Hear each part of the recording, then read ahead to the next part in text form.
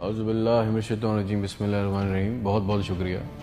जो बातें सुनी बहुत अच्छा लगा, सुनने में तो बहुत अच्छा लगा।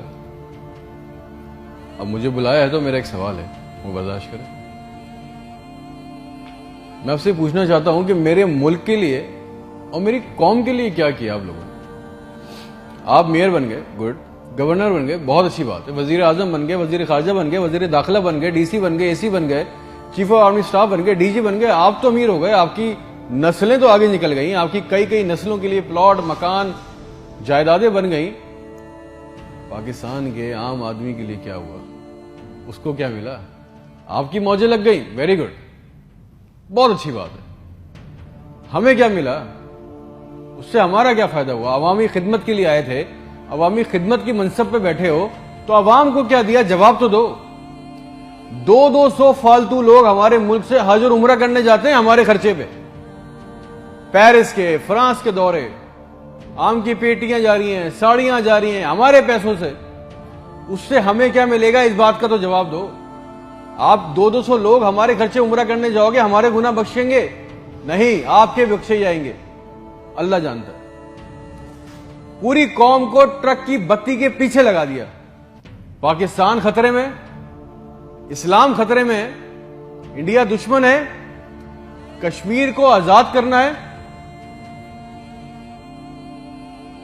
ना पाकिस्तान के लिए आज तक किसी ने कुछ किया, ना इस्लाम के लिए कुछ किया, ना घंटा इंडिया का कुछ बिगाड़ सके। मोदी अपनी तकरीरों में कह रहा है छोड़ दो पाकिस्तान को, वो अपनी मौत खुद मर रहा है। जरदारी चोर, नवाज चोर, इमरान चोर, इसका पैसा उसका पैसा, ना कोई पकड़ा गया आज तक इस मुल्क में, ना किसी का पैसा वापस आया। इसकी बारी, उसकी बारी, अब उसके बेटे की बारी, अब उसकी बेटी की बारी। अवाम को टेनिस के मैच में लगाया हुआ है, बॉल इधर बॉल उधर, टेनिस का मैच चल रहा है। हमें इससे कोई फायदा नहीं हो रहा। एक गरीब, मकरूज, लाचार मुल्क, खरबों रुपए का बजट, तो इतनी बड़ी बड़ी जायगेंटिक काबीना खा जाती है। करती क्या है ये? इतने इतने वजीर, इतने इतने मुशीर, इनका काम क्या है? प्रोटोकॉल, शाही खर्चे, अयाशियां। वो चांद देखने आते हैं, आपको पता है ना, खबर ली कोई, सबने देखा, वो चांद देखने आते हैं।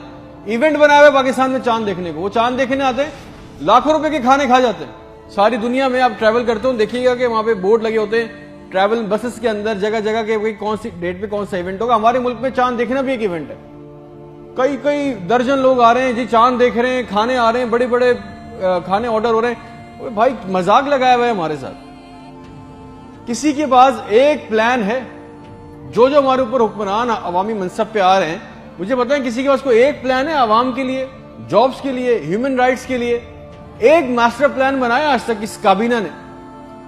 और अगर है तो मुझे लाके दें, और अगर नहीं है तो आपको कोई हक नहीं है कि आप हमारे ऊपर हुक्मरानी करें।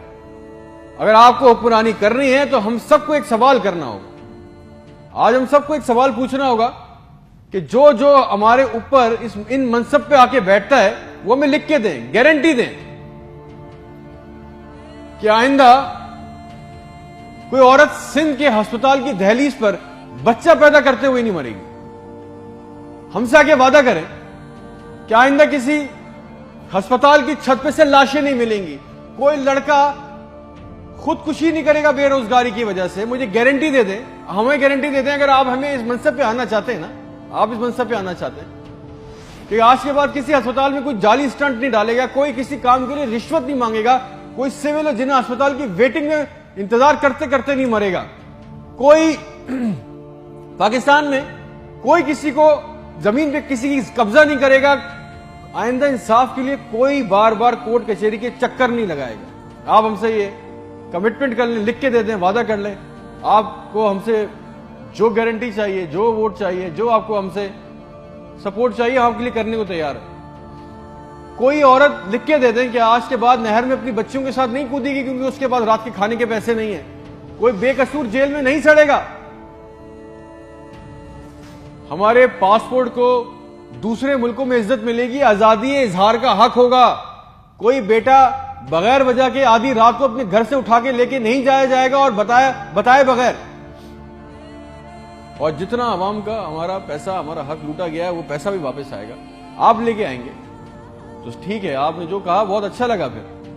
फिर जो आप चाहते हैं, जो सपोर्ट कॉपरेशन हमसे चाहिए, हम देने को तैयार हैं, अवाम देने को तैयार है। और अगर नहीं दे सकते तो फिर तो हम बोलेंगे, चाहे आप हमें बागी बोलें, गद्दार बोलें, ये हमारा बुनियादी हक है, ये छीन नहीं सकते। और करेंगे भी क्या, मार देंगे। बचा क्या है हमारे पास?